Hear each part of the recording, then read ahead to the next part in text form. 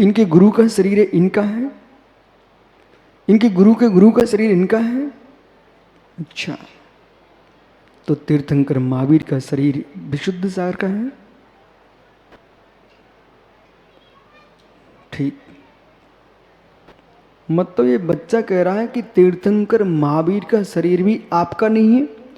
आपके दादा गुरु महावीर कीर्ति आदित्य सागर, आपकी जो विमल सागर जी हैं, विराग सागर जी हैं, चाहे विद्या सागर हो, शांति सागर हो, छाणी हो, दक्षिण हो, जितने सागर हैं, इन किसी का भी शरीर मेरा शरीर नहीं है बेटा। तो विश्वास रख, मेरा शरीर ही मेरा नहीं है, उनका शरीर मेरा क्या हो सकता है। एक रोमखंड भी शरीर का विश्वास मानिए, जिसको इस शरीर में राग हो रहा हो, मैं इसका एक रोमखंड भी लेके नहीं जा पाऊंगा, यही पूरा शरीर छोड़ के जाऊंगा। जिसको तुम सजा रहे, मेरे मित्र, जिसको तुम तेल मालिश कर रहे हो, उबटन कर रहे हो, जितनी क्रीम पाउडर लगा रहे हो, अतः बेटा एक रोमखंड भी तुम लेके जा पाओ, कितनी चमका लो गाल। ये किसका है? जिससे तुम चमका रहे हो वो तुम्हारी वस्तु नहीं है, और जिसे तुम चमका रहे हो वो भी तुम्हारी वस्तु नहीं। क्यों दुनिया को चमका रहे हो? नहीं समझ में आया? आ गया? बोले क्या? जिसे तुम चमका रहे हो वो तुम्हारी वस्तु नहीं है, और जिसके माध्यम से चमका रहे हो वो तुम्हारी वस्तु नहीं है। अहो युवाओं, क्यों तुम युवाओं को चमका रहे हो, और युवतियों क्यों युवाओं को चमका रहे हो? ये सब पर की चमक है, तुम्हारी कोई चमक नहीं है। जितनी साल दुपट्टे दुनिया में लोग पहनाए जाते हैं, सब आत्मा के अपमान है।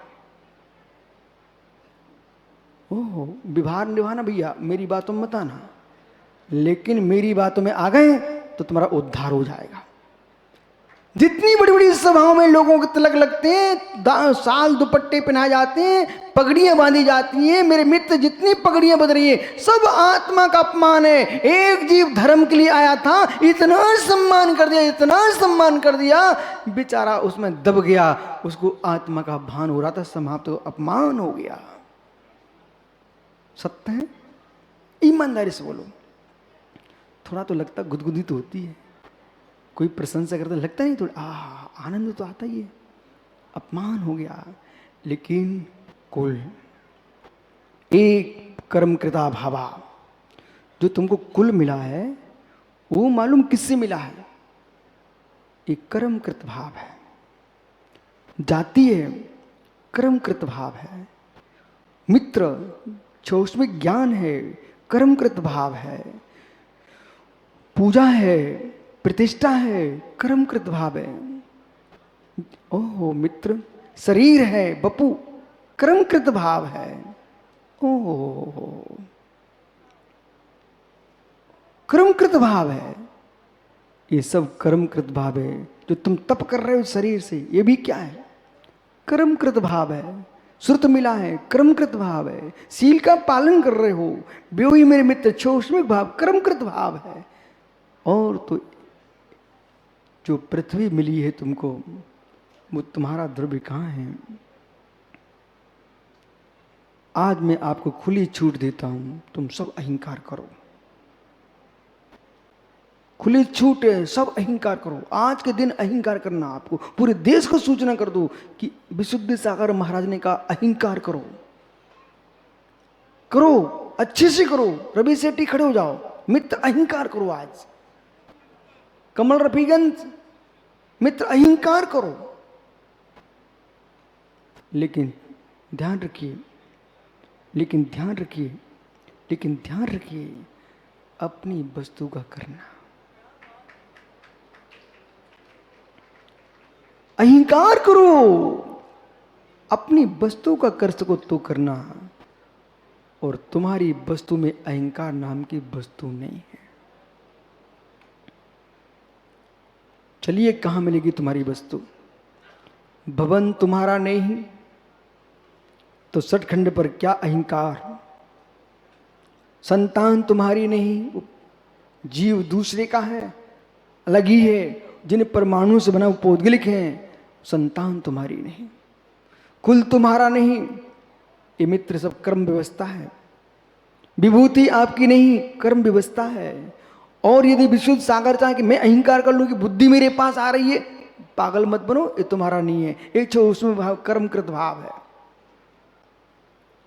तो प्रदीप चातुर्मा समिति कहता कि मारे गुरुजी मैंने तो चौमासा करा दिया अध्यक्ष बन के, तो मंदिर का अध्यक्ष करा। अरुण भाई बोले गुरुजी मेरी भूमि पर पंडाल लगा है। अरे ज्ञानी, इस भूमि पर तुम जैसे कितने भूपति होके चले गए। ओह प्रदीप टेंशन में तो नहीं आ गए? नहीं, अरविंद क्या बोले मेरा मंडप का मंदिर लगा है, पहले पंचरण करा गए और अभी 2 पंचरण करा गए, चातुर्मास कर लिया। वो कह रहे कि कुछ मानती नहीं, कैसे महाराज जी हैं? हाँ मित्र सत्य ही है, व्यवहार से सब तुम्हारा है, लेकिन निश्चय से परमार्थ में से कुछ भी तुम्हारा नहीं है। अब तुम मान लोगे? इसलिए कहां तुम डूब रहे? एक कर्म कृता भावा, सूत्र क्या हो रहा है? एक कर्म कृता भावा। इसलिए बालक, कहीं कम बुद्धि वाले लोग मिले हम जैसे तो सारस्वत जी अहंकार में मत आ जाना। बोले गुरुजी हमसे पढ़ लो आप, एक कर्म कृता भावा। ये तो अरे भाई निर्कल जगत है, मैं तो सब खोल के बता दिया। तो क्यों बता रहा हूं? जब वृद्ध अवस्था आती है ना पिता की, तो बेटे भी डांट देते हैं। एक सत्य बात बताऊं आपको, जय निशांत भैया प्रतिष्ठाचार्य जी अपने पिताजी के सामने फोटो खींचते थे। मालूम, सुंदर, देश का सबसे सुंदर फोटो खींचने वाला आदमी है। तुम चाहो तो खिंचवा लेना, बहुत सुंदर फोटो खींचते हैं। लेकिन धीरे धीरे पिता की कृपा बरस गई, उन्होंने प्रतिष्ठाचार्य बना दिया। वो आज अच्छा प्रतिष्ठाचार्य बन गए बराबर। लेकिन एक दिन पंडित जी वृद्ध हो गए, मैं मंच पर था और जय भैया मुख्य प्रतिष्ठाचार्य थे, और पंडित जी जो है ना पुष्प जी बगल में बैठे, उनको उन्होंने निर्देशाचार्य बना दिया। कोई काम होगा तो उन्होंने कुछ बोला, बोले जय ऐसा कर लो, तो जय भैया बोले थोड़ी देर से करूँगा। क्या बोला? थोड़ी देर से करूँगा। कोई गलत नहीं बोला, ठीक बोल दिया। लेकिन मेरे जैसे क्या सोच रहे थे? ओ समय जिस बच्चे को अंगुली पकड़ के चलाया, आज वो बच्चा कह रहा है कि थोड़ी देर से करूँगा। मित्र वृद्ध अवस्था आती है तो बेटों को अनुसार पिता को चलना पड़ता है। इसलिए बेटों, कहीं तुम्हारे पिता बूढ़े हो जाएं तो अपने पिता को पिता ही मान के चलना, उसे बूढ़ा मान के मत चलना। इतना मत धुतकार देना उसके आंखों में लज्जा का आंसू गिर जाए। इसलिए भैया डॉक्टर साहब जिनेंद्र जी, मैं सब खोल के बता देता हूँ। इसलिए मालूम चला भाई अब ये बड़े प्रवचनकार हो जाएंगे और फिर बोले छोड़ो, ये बुड्ढे को माइक देने की ज़रूरत नहीं है, अभी रख दो। वो भी मैंने देखा, एक जगह एक साधु की आंखों में आंसू देखा, और आंखों में ऐसा आंसू देखा, बोले विशुद्ध सागर जी, ये लोग मुझे बिठा लेते हैं और 5 मिनट भी बोलने को नहीं देते। क्योंकि हो हे मित्र, तुम युवा हो जाओ, तुम्हारे वृद्ध गुरु कहीं हों, उनको मंच की शोभा के लिए मत बिठाना, उनको प्रवचन की शोभा के लिए बिठाना। ये संसार है, संसार है। बोले भीड़ दिख गई तो पिताजी को सुंदर पगड़ी बांध के मंच पे बिठा लिया, और भीड़ गई तो पिताजी को गेट पर रख दिया, अरे घर की रखवाली करो। सोनू कहाँ गया भाई? ओ सोनू ज्ञानी, क्या बाकलीवाल जी के साथ ऐसे ही करते हो क्या? ऐसा मत करना कि अब तुम वृद्ध हो गए हो, घर के बाहर का जो कमरा है उसमें बैठे रहो, रखवाली करते रहना। बेटा ऐसा मत करना, पिता को स्वान मत बनाना, पिता को इंसान रहने देना। जितने बेटे सूरज ध्यान दो, मैं क्या करूं, इस अहंकार में मत डूब के रहना कि मैं युवा अवस्था का तुमको अहंकार सताने लग जाए। हे मित्र, सदान फूले केत की सदान सावन होय, सदान यौवन थिर रहे, सदान जीवे कोय। ये ज्ञानी, श्रावण का महीना आया वो भी निकल गया, केत की फूली वो भी झड़ गई। हे मित्र, यौवन अवस्था भी निकल जाएगी। इसलिए वृद्ध पिताओं को मेरे मित्र अपमान मत करना, कभी तुम भी बूढ़े होंगे, सबके दिन एक से नहीं होते, नहीं होते। जितने वृद्ध लोग हैं, मेरी बात मान लोगे क्या? मैं आपको एक घुटी दिए देता हूं, ये सारे तुम्हारे पीछे दौड़ेंगे। एक तो इनसे बोलना कम कर दो, इनको सलाह देना कम कर दो, और जैसा भोजन दे शांति से लेना शुरू कर दो, और दिन भर आंख बंद करके बैठ जाओ। और जब ये ज्यादा बात करने का मन करें तभी आंख बंद करके बैठ जाओ, और समय पे ही आंखें खोलना। फिर ये लोग तरस जाएंगे, बोले जैसे नई बहू घूंघट डालती, घूंघट तो दुनिया देखने आती है, और जैसे ही सिर पर रखी, सिर की दुपट्टा, सिर की धोती कंधे पे आई, फिर कोई नहीं देखने आता रुपया देख के। ऐसे जब तक साधु आंखें बंद करा रहे, वृद्ध आंखें बंद करके जिए, तो दुनिया उनकी आंखों की ओर देखती है। और जहां तुमने आंखें खोल खोल सबको देखना प्रारंभ किया निर्मोह सागर जी, फिर कोई की आंखें नहीं देखती। इसलिए जिनको वृद्ध अवस्था आनंद में जीना हो, वे दुनिया को आंखें बंद कर लें, दुनिया की आंखें अपनी ओर देखेगी। जो आंखों को झुका के चलते हैं, उन्हें दुनिया की आंखें सिर पर रखती हैं। पर जब निकाली तो सारस्वत ऐसे निकाली को आदमी घबरा जाए, सिर जैसे। नहीं, ऐसी आंखें नहीं निकालना अपन को। कोई व्यक्ति घबरा गया, अपन तो दिगंबर मुनि है, भाव हिंसा भी नहीं कर सकते हैं। हमारी ऐसी बड़ी बड़ी आंखें देख करके कोई को डर लग गया ना, तो हमको भय संज्ञा कराने का दोष लग जाएगा। इसलिए इसमें मत डूबना कि मेरी आंखें देख के लोग घबरा जाते हैं। देखो, एक एक बात समझा रहा हूं मैं, एक एक बात समझा रहा हूं। किंचित भी तुम जैन धर्मात्मा होंगे और पृथ्वी पर मानव होंगे, तो आपको हर बात मेरी समझ में आ रही होगी। जैसे देखो, ये बेचारे धनपति लोग, विद्वान लोग, बुद्धिजीवी लोग हाथ जोड़े खड़े हैं। हे मित्र, मैंने जान के खड़ा किया है, कम से कम तुम्हें ये ध्यान रहे, ऐसा भी कोई स्थान है जहां हम भी हाथ जोड़ लेते हैं। मैं भी जाऊंगा, भगवान को नमस्कार करूंगा, मैं अपने गुरु के पास जाऊंगा, नमस्कार करूंगा। मैं इसलिए जाता रहता गुरु जी के पास, कम से कम ये भान रहे कि मेरे सिर पर भी कोई बैठा है, नहीं तो मैं सोचूं मैं शिष्यों का गुरु ही मात हूं। जिनके पिता जीवित हो, तुम भले पिता बन गए हो, भले दादा बन गए हो। वो पांड्या ना, पांड्या, दुर्ग के पांड्या, राजमल जी पांड्या का बेटा है, वो 70 साल का स्वयं हो रहा है, लेकिन तब भी उनके स्वयं के पोते हैं, तब भी अपने पिता के चरण छू रहे थे। बेटा, उनको भान रहेगा कि मैं अभी भी बेटा हूं। जितने लोगों के पिता जीवित हैं, तुम पुण्यात्मा जीव हो, दिन में एक बार जा करके पिता के चरण छू के आया करो, जिससे तुम्हें मालूम रहे अभी हम भी नीचे ही हैं। और जितने पिता हैं, वृद्ध हो रहे हैं, वे 24 घंटे में एक बार जिन देव के चरणों में सिर टेक के आए, उन्हें भी भान रहे हमारे ऊपर कोई है।